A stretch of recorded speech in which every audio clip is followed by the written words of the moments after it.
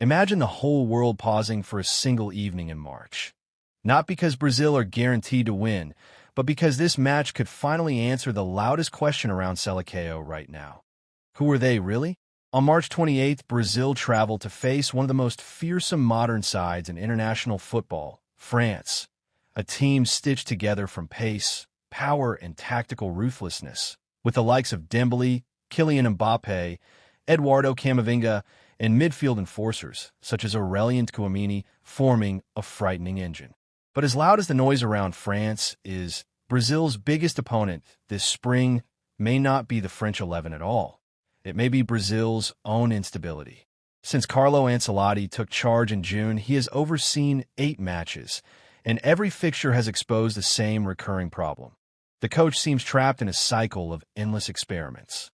Instead of calm consolidation ahead of a World Cup, every team sheet, every substitution, every selection choice has become another headline, and the fallout from that constant tinkering has not been harmless. Critics argue, with reason, that these continual tests have cost Brazil coherence, robbed the side of momentum, and in a few key games produced results that fell short of what a nation of 5-time world champions should expect. Now, with only 2 FIFA windows left before the World Cup, the March friendly feels more like an audition or a courtroom than a warm-up. It is a public trial for Ancelotti's ideas and for a squad that will carry Brazil's hopes into the tournament. The stakes are obvious. Face a France that has been World Cup winners in the recent cycle, runners-up in another, and you do not risk fielding a makeshift 11 on the promise of future promise. You risk humiliation. And the reason the risk is so real is worryingly clear: defense. Brazil's backline has been a recurring headache.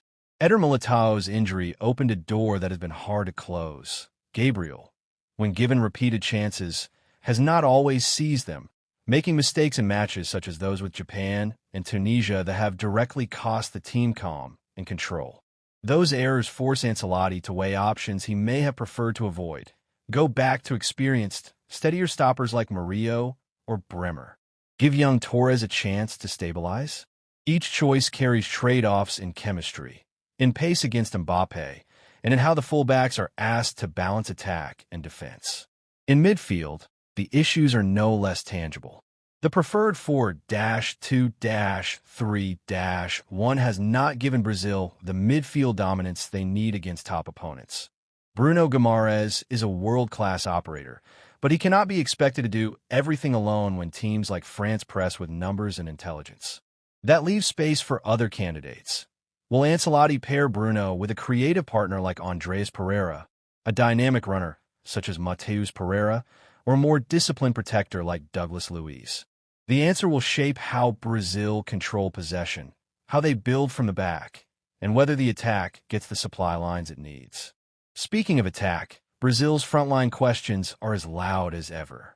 Neymar and Philippe Coutinho remain names that divide conversation. Fit? In form? Capable of leading a fluid front line at the World Cup? Meanwhile, Raphinha's return would be a major boost to the wing options and to balance. But there is still a burning public debate over the number 9.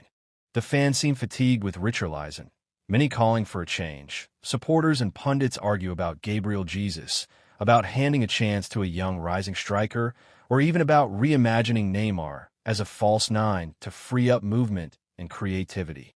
Each option brings tactical consequences and different defensive demands. Put a traditional striker in, and you expect hold-up play and physical battles. Play Neymar centrally, and you shift the team's shape entirely. All these permutations have been tested in recent months, and yet none has felt definitive. The broader worry is this: experimentation for its own sake can be mistaken for ambition, and when the scoreboard does not reward curiosity, the narrative quickly becomes one of costly indecision. Critics maintain that some of Brazil's dropped points and lackluster performances were not down to poor luck, but to questionable calls, selections that prioritized observation over results. March's test against France, therefore, becomes a flashpoint.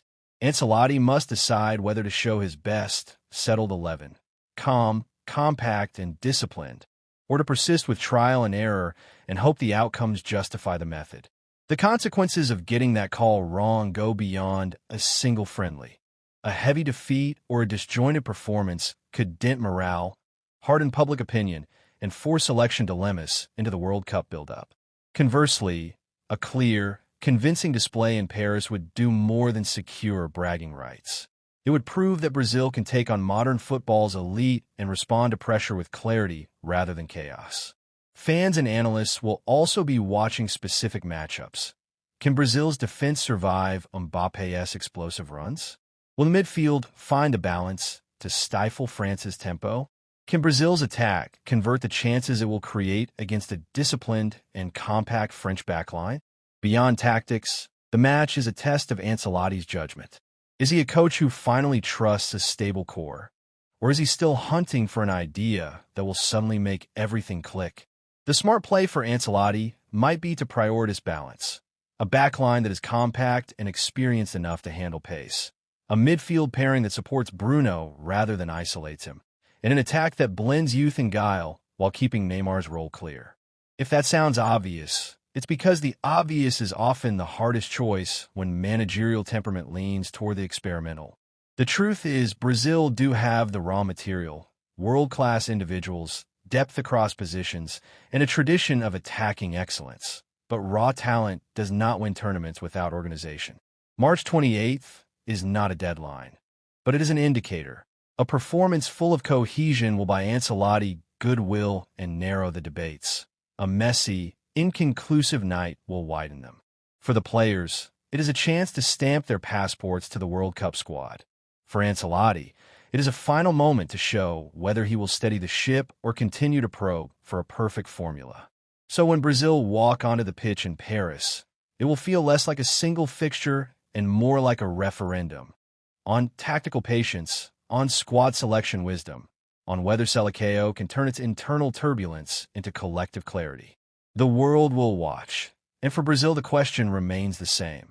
Will this be the night they silence doubt and stride confidently toward the World Cup, or the night that turns March into a warning bell for tougher decisions ahead?